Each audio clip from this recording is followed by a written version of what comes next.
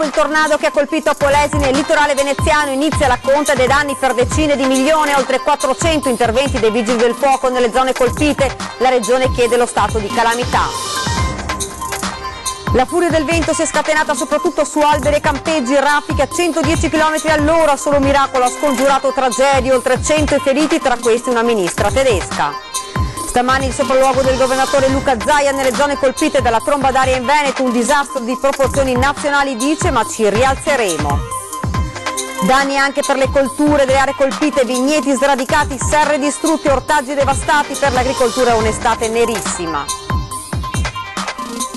Padova, ingenti misure di sicurezza per i fuochi di Prato della Valle, previsti blocchi anticarro, 150 agenti in campo, tra questi anche le forze speciali antiterrorismo. I volumi di traffico non copriranno mai i costi, a pagare la pedemontana saranno i cittadini veneti, lo sostiene il Codacons, invitando a fermare i cantieri. Una zona luci rosse al Tronchetto, la provocazione lanciata da Venezia.com dopo le polemiche in città sugli amplessi in Bella Vista a 2 passi da Rialto. Ben ritrovati dalla redazione, come avete sentito in apertura l'ampia pagina dedicata al maltempo che ieri pomeriggio ha devastato il litorale veneto, tra i feriti ancora in gravi condizioni, tra cui un ministro tedesco, danni per milioni di euro con la regione che ha decretato lo stato di calamità. Sentiamo. Una brutta esperienza che bisogna viverla per capire, si vede in televisione ma non si capisce, e viverla è oggi che mi sto rendendo conto cosa abbiamo passato. Più di 100 feriti, 3 dei quali ancora in gravi condizioni, oltre 1500 alberi abbattuti dal vento lungo il litorale, una lunga scia di devastazione da Venezia a Rovigo, danni per decine di milioni di euro, strutture turistiche, i campeggi tanto frequentati da italiani ma soprattutto tedeschi e austriaci in ginocchio. Solamente una lunga serie di casualità ha fatto sì che nessuno perdesse la vita. Rientrato l'allarme per un presunto disperso ad Albarella, rintracciato grazie all'unità cinofile un 13enne che nella Marca orientale non si trovava. Restano i feriti, 104 solamente nell'ULSS 4 di Venezia, tra cui un ministro tedesco, Diana Goltz, 42 anni, titolare delle politiche sociali del Brandeburgo, in vacanza all'interno del camping Mediterraneo di Cavallino Treporti, una delle strutture maggiormente danneggiate. A salvare la ministra, all'interno della sua roulotte, un vigile del fuoco trevigiano, Marco Renosto, che si trovava nello stesso camping in vacanza. C'è una turista tedesca che ha avuto un trauma spinale, che è stata trasferita direttamente, soccorsa dalla nostra ambulanza e poi trasferita a Treviso con l'elisoccorso. Noi abbiamo avuto un paziente con un trauma toracico e alla colonna vertebrale che dopo essere stato stabilizzato è stato trasferito in rianimazione a San Donà di Piave. Imponente lo sforzo di ospedali, SUEM 118, vigili del fuoco, corpo forestale, carabinieri e protezione civile, oltre 500 gli interventi dei pompieri. Si è lavorato tutta la notte per far ritornare le strade percorribili e risolvere le situazioni più critiche. Già decretato lo stato di calamità, il presidente del Veneto Luca Zaia parla di emergenza nazionale. Litorale veneto colpito duramente, negli occhi di chi ha vissuto quei minuti di terrore lo shock e la commozione. Siamo andati a tirare fuori rame dentro la roulotte, un lavoro impressionante, mai visto. Inevitabili le polemiche, come a Jesolo, dove non ci si rassegna alla fatalità. Scarsa manutenzione del verde, alberi resi fragili da funghi e malattie avrebbero contribuito al disastro, che rimane tuttavia frutto della furia della natura sempre più devastante. La paura, il panico, i momenti terribili della tromba d'aria, sentiamo le voci dei testimoni. È la prima volta che mai visto una cosa del genere, perché è talmente rapida che praticamente non ci siamo neanche accorti, abbiamo sotto i rami che cadevano e basta. In pochi minuti proprio, sembrava un semplice temporale, proprio senza parole. Veloce, potente, quindi ci ha preso di contropiede, quindi non sapevo neanche dove ero io, non trovo più la mia roulotte, non c'era niente. Siamo usciti, appena usciti ha cominciato a piovere forte, eravamo in macchina, c'è cascata una pianta davanti e una dietro. Si è avuto la fortuna che quella dietro era piccola, siamo riusciti a spostarla. Subito danni ingenti? Beh, la roulotte, la macchina, quindi diciamo però siamo salvi, quindi l'importante è quello. Qua 2 bambine miracolate erano chiuse da sole dentro, gli alberi sono caduti, hanno completamente sfiorato. In una bolla di sapone praticamente la roulotte è rimasta completamente integra. È l'unica nella zona qua che vedi che è rimasta praticamente, non ha subito nessun danno. Protezione civile hanno lavorato tutta la notte, non si sono mai fermati, veramente grandiosi. Non vi siete trovati abbandonati a voi stessi? Assolutissimamente, no, sono stati bravi, tutta la notte non si sono mai fermati. Pensa che tornerete? Ma penso di no, Mio marito non vuole più tornare, ma non lo so, vedremo. In sopralluogo nelle zone più colpite questa mattina sia a piedi che in elicottero il presidente del Veneto Zaia, danni ingenti, dice, ma ci rialzeremo. La prima tappa a Jesolo questa mattina presto per rendersi conto di una situazione ritornata quasi alla normalità, neppure 24 ore dopo il disastro. Non è così invece a Cavallino Treporti, tutto intorno è la devastazione e a balzare gli occhi è il grande rischio corso.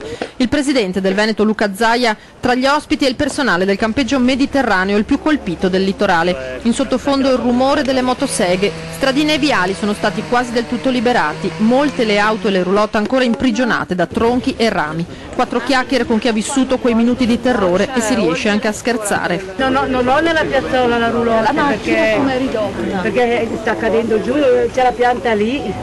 Adesso se no non lo accettiamo con Tida. Si cerca di sdrammatizzare, ma qui ieri centinaia di persone hanno rischiato la vita. Devastazione totale, una tromba d'aria che ha interessato gran parte del litorale veneto, ha colpito nel cuore, fra l'altro, la nostra economia, perché il turismo è la prima industria in Veneto con 17 miliardi di fatturato e 65 milioni di presenze. Colpisce il cuore nel cuore, che è il nostro biglietto da visita, che è questa realtà del campeggio open air, che è la più grande a livello europeo, che è quella di Cavallino Treporti. Per fortuna non abbiamo avuto morti, abbiamo avuto una cinquantina di feriti, 3 ancora gravi, tra i quali anche una signora che era qui sotto in una tenda di rianimazione, però non in pericolo di vita. I comuni colpiti ora chiederanno aiuto alla regione. Una stima dei danni è già possibile? Milioni di euro, e io ho decretato subito lo stato d'emergenza già ieri sera, ma qui siamo davanti a milioni di euro e non è uno stato d'emergenza regionale ma è nazionale. Capitato al culmine della stagione turistica, pochi giorni dopo il dramma di Cortina. Come ci si rialza? Con il DNA che hanno i veneti, che è quello di pulire, di far pulizia, noi ce l'abbiamo nella testa, no? L'ordine, no? Ripristinare l'ordine delle cose. E voglio venire tra qualche giorno e vedrete che rivedremo queste zone tutte ripulite, ma daremo anche un bel segnale, no? Però il che non vuol dire che non abbiamo avuto i danni, quindi i danni vanno ristorati. Da Cavallino Treporti a Rosolina, in provincia di Rovigo, in elicottero, il disastro visto questa volta dall'alto, un territorio ancora una volta ferito. E riviviamo ora quegli istanti drammatici quando il violentissimo maltempo si è abbattuto sul Veneto, 15 minuti di devastazione con raffiche di vento a 110 km all'ora.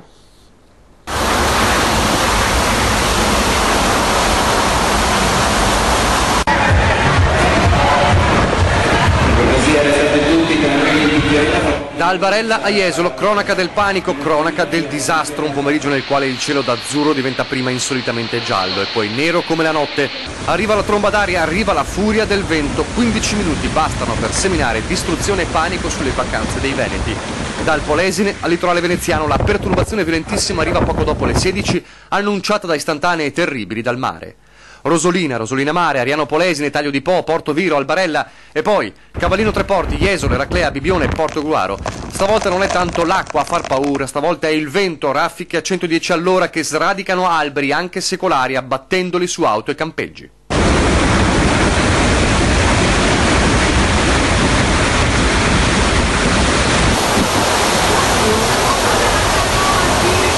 L'isola di Albarella viene devastata in un quarto d'ora, i camping di Cavallino si ritrovano i tronchi nelle roulotte e nei bungalow, via Bafila a Jesolo sembra un sentiero di guerra, in città crollano come birilli oltre 150 alberi. Turisti in fuga, turisti chiusi in casa dove possibile e poi lungo via vai di vigili del fuoco, protezione civile, ambulanze, perché se solo un miracolo ha evitato la morte di qualche persona, famiglie sfiorate dalla tragedia per un caso, è pur vero che i feriti ci sono e non pochi. Il cielo fa sempre più paura e sempre più spesso in questa estate di bombe d'acqua e terribili raffiche di vento. Vigneti sradicati a Porto Gruaro, strage di ortaggi a Cavallino, colture di mais atterrate nel Rodigino. Gli agricoltori sono davvero in ginocchio. La Coldiretti sta procedendo alla rilevazione dei danni causati dalla tromba d'aria che ieri ha colpito tutto il litorale veneto. Uno scenario di devastazione. Questa mattina per gli agricoltori è stato davvero un brutto risveglio. Nelle zone colpite dalla tromba d'aria le colture sono state distrutte, vigneti sradicati a Porto Gruaro, strage di ortaggio a Cavallino, colture di mais atterrate nel Rodigino. Non solo, ma interi filari di Merlot, Cabernet, Rabose e Prosecco sono ancora rovesciati a terra nell'area della Docca, all'Ison di Pramaggiore, fino alla linea del Piave. E questa mattina la Coldiretti sta procedendo alla rilevazione dei danni, che sono ingentissimi. Una furia che ha distrutto ed azzerato ogni cosa. Più di 200 serre sono partite e quindi anche la parte dei nostri agricoltori già penalizzati da quello che è il momento economico e ne stanno subendo le conseguenze. Nel cuore produttivo del comune di Jesolo, fino a Bibbione, serre di pomodori, peperoni e melanzane distrutte, annessi rustici scoperchiati e frutteti compromessi. Il bilancio non è ancora definitivo, ma la Coldiretti parla già di stato di calamità. In una manciata di minuti la tromba d'aria ha divelto magazzini e punti vendita, scoperchiati capannoni, la disperazione dei titolari delle aziende agricole che si sono viste vanificare il lavoro di un anno intero. Il mais già pronto per la mietitura è letteralmente disteso al suolo a Rosolina, Porto Viro, Taglio di Po e parte di Porto Tolle. Le precipitazioni, peraltro, continua la Coldiretti, non hanno scalfito lo stato di grave siccità dei campi, perché l'acqua, per poter essere assorbita dal terreno, deve cadere in modo continuo e non violento, mentre le acquazzoni aggravano i danni e pericolo di frane e smottamenti. E sino a domani stato di attenzione nel Veneto per possibili temporali in riferimento alla situazione meteorologica attesa sul territorio regionale. Il centro funzionale decentrato della Regione Veneto, al fine di garantire un monitoraggio costante della situazione e la massima prontezza operativa del sistema di protezione civile, dichiara fino alle ore 8 di domani, sabato 12 agosto, per possibili situazioni di criticità idrogeologica dovuti a forti temporali, lo stato di attenzione in tutto il territorio veneto. Ed ora lasciamo questa ampia pagina dedicata al maltempo e quello che è accaduto sul litorale veneto. Ci spostiamo ora a Padova. Ingenti misure di sicurezza per i fuochi di Prato della Valle, previsti blocchi anticarro, 150 agenti in campo, tra questi anche le forze speciali antiterrorismo. Sentiamo. Prato della Valle blindato per Ferragosto, il tradizionale spettacolo pirotecnico che attrae migliaia di padovani e turisti sarà super presidiato dalle forze dell'ordine. In piazza infatti sono attese oltre 80.000 persone per assistere allo spettacolo di musica e fuochi d'artificio, anche quest'anno a basso impatto acustico per tutelare gli animali. Questura, prefettura e carabinieri hanno potenziato la sicurezza. Prato della Valle verrà chiuso al traffico poco prima dell'inizio del concerto. Nessun mezzo, auto, moto o furgone potrà entrare in piazza. Le strade verranno chiuse con dei blocchi di cemento che impediranno l'accesso a tutte le vie. Nella loggia Amulea sarà creato un posto di comando. Da qui la piazza e l'afflusso di gente verrà sorvegliato con le telecamere cittadine presenti in Prato della Valle e collegate con la centrale operativa della questura. In caso di emergenza, per facilitare i soccorsi, verrà creata una corsia di uscita riservata alle ambulanze che porterà dalla pista di patinaggio a via Carducci e una seconda al lato opposto di Prato della Valle verso via Belludi. In campo la notte di Ferragosto ci saranno 150 uomini tra polizia, carabinieri, vigili del fuoco, polizia locale e protezione civile, in borghese e in divisa. Saranno schierate anche le forze antiterrorismo della questura e dei carabinieri, disposti i servizi antiborseggio per tutelare chiunque arrivi in piazza per godersi lo spettacolo. I volumi di traffico non copriranno mai i costi, a pagare la pedemontana saranno i cittadini veneti, lo sostiene il Codacons in base ad un proprio studio, invitando a fermare i cantieri della superstrada in via di costruzione. abbiamo fatto un conto molto semplice, se in Veneto tiene la curva delle culle a quota 38.000 che sono nati nel 2016, noi avremo un costo per questi ragazzi nel 2017, ogni anno quando nasce un giovane veneto avrà un debito per quella montana di 2.500 euro. I cantieri della Pedemontana Veneta vanno fermati o a pagare il prezzo di quest'opera scellerata saranno i veneti del futuro. L'appello arriva dal Codacons che sta facendo di tutto per bloccare i lavori della superstrada per via legale, con un ricorso già presentato al TAR e un esposto alla Corte dei Conti. Non siamo contrari agli scopi di quest'opera, puntualizza Franco Conte, ma ai sistemi impiegati per realizzarli. Vediamo che di fronte alla pressanti domande della Corte dei Conti, che ha chiesto esattamente qual è il costo complessivo, qual è il piano finanziario esatto, quali sono i supporti di volume di traffico che non risultano congrui rispetto alle risultanze di tipo europeo e anche di altre società che avevano preso in esame questo problema, è che lui riveda la situazione e proponga delle soluzioni alternative. Soluzioni che esistono, sostengono dal Codacons, e consistono in una serie di modifiche e interventi sulla viabilità ordinaria. Nel corso del dibattito sul territorio sono state presentate diverse ipotesi praticabili. Quello che i cantieri sono già aperti e il cammino dell'opera non si può più fermare è un argomento che rifiutiamo. Come è successo con il Mose, e non possiamo non finirlo, valutiamo la soluzione migliore per tenere utile quello che è utile e di sincronizzare sulle nuove prospettive che, torno a dire, sono molto economiche, quindi anche qualche costo che andasse perduto viene recuperato nella visione economica globale. Non c'è pace per i risparmiatori e azionisti di BPV e Veneto Banca, in arrivo una nuova tegola che mette a rischio coloro che hanno transato. I liquidatori sarebbero intenzionati a usare lo strumento della revocatoria. Non c'è pace in questa calda estate e tantomeno a Ferragosto per gli azionisti e risparmiatori delle popolari venete. In questi giorni c'è la rincorsa a raccimolare documenti, scrivere ad associazioni e avvocati per l'insinuazione al passivo. La notizia poi che il termine ultimo sarebbe quello del 24 agosto ha gettato molti nel panico. Tecnicamente quello era il termine posto inizialmente, dopo che il 25 giugno le popolari erano state dichiarate irrecuperabili e si apriva la strada a Banca Intesa.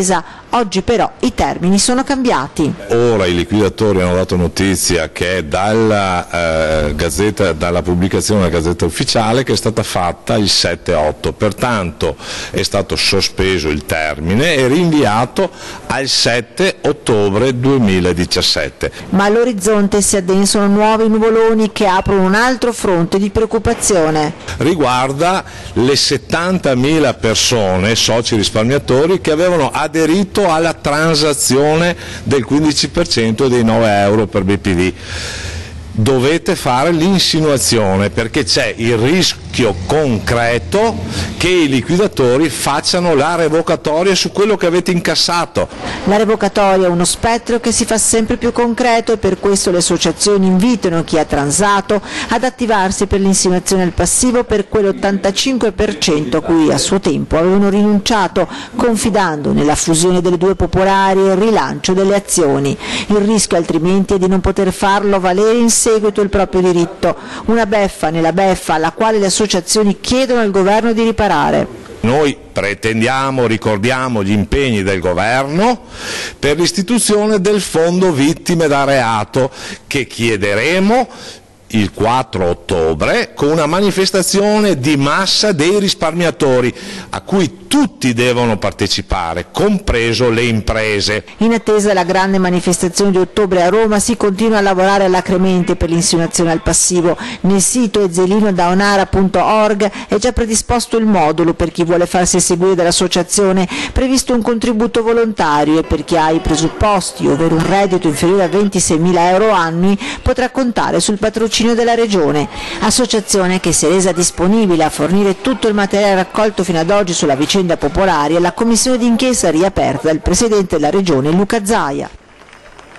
Torniamo ora ad occuparci dell'omicidio del 47enne di Zovencedo, Mauro Pretto. Il suo assassino non ha ancora un nome e gira libero.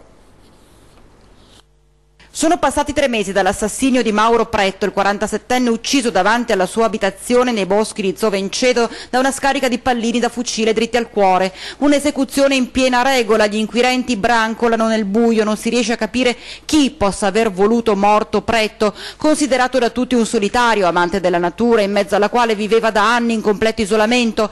Pare che in più occasioni abbia avuto diverbi con chi non rispettava i boschi e gli animali, ma è difficile collegare una lite alla volontà di uccidere. Fatto sta che l'omicida è ancora libero. Sulla questione è intervenuto anche il consigliere regionale PD Andrea Zanoni, che denuncia il silenzio calato sulla drammatica vicenda, sottolineando che più il tempo passa più calano le possibilità di trovare chi l'ha ammazzato barbaramente.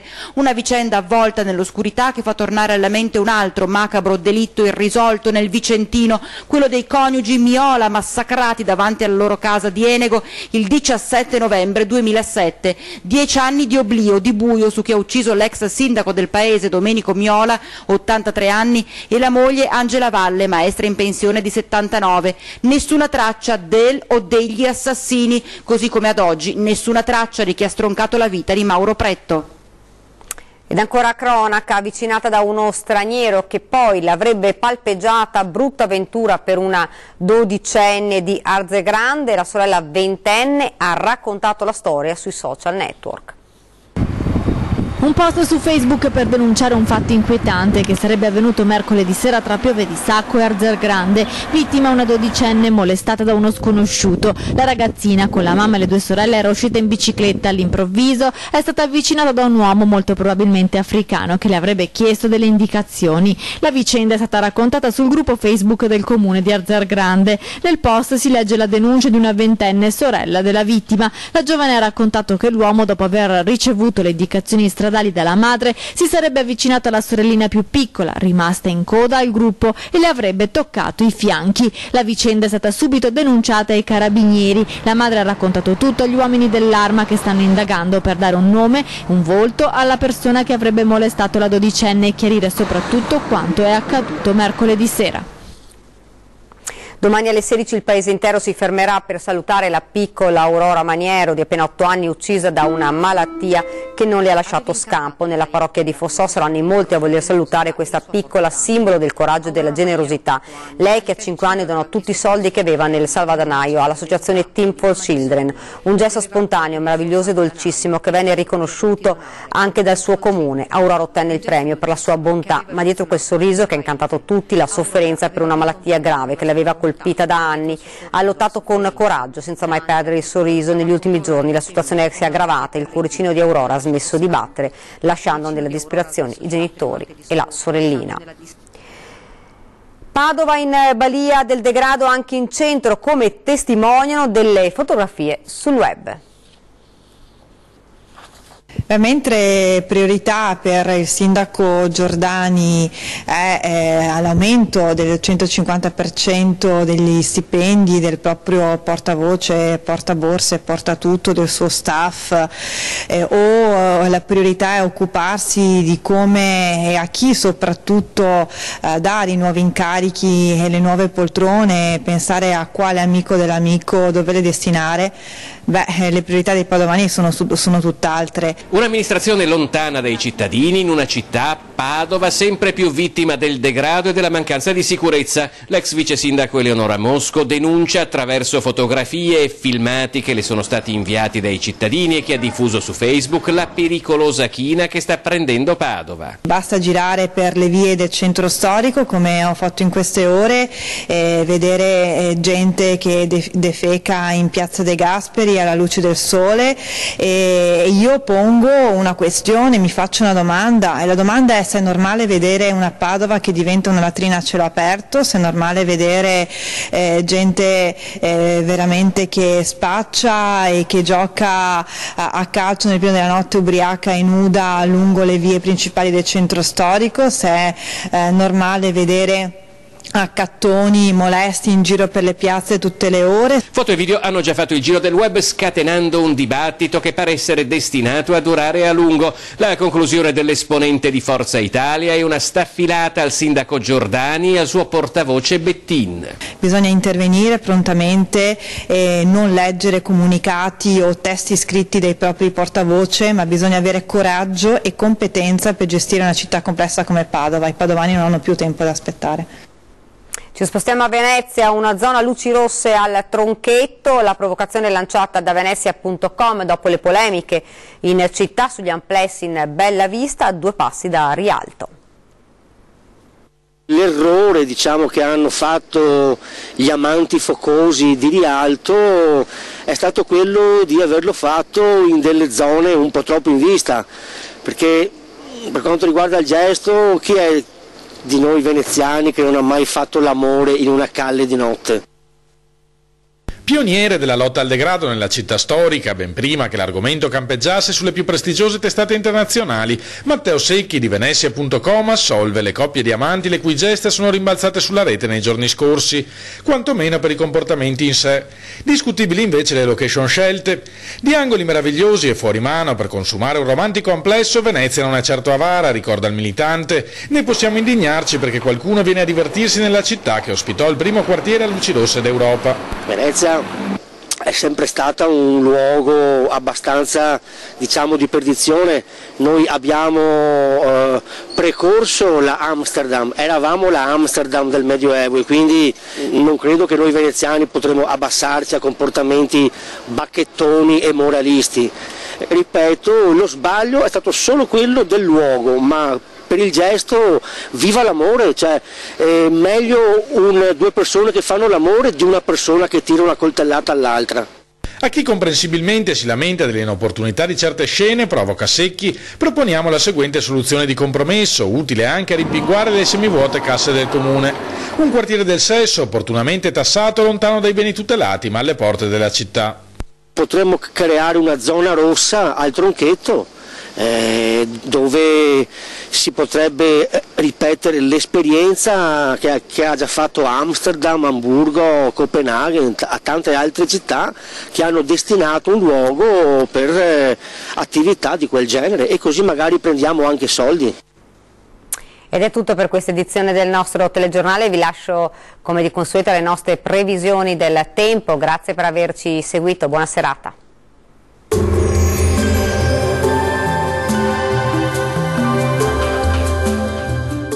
Acqua Estate, annuale Venezia, il parco acquatico per famiglie e ragazzi, 8 piscine, idroscivoli, animazioni. Acqua Estate è annuale Venezia.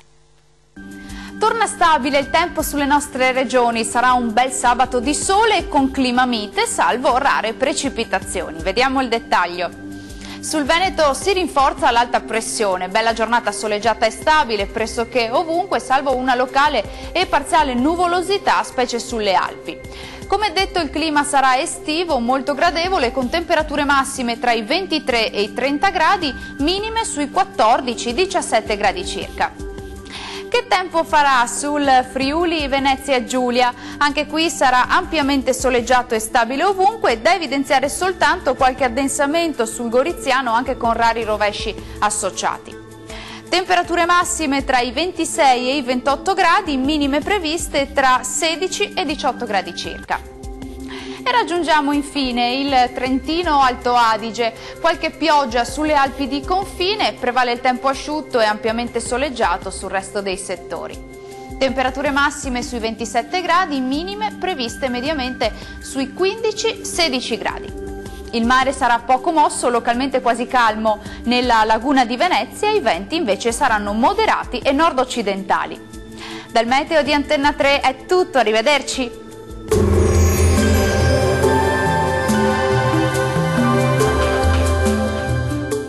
Acqua Estate, annuale Venezia, il parco acquatico per famiglie e ragazzi, 8 piscine, idroscivoli, animazioni. Acqua Estate è annuale Venezia.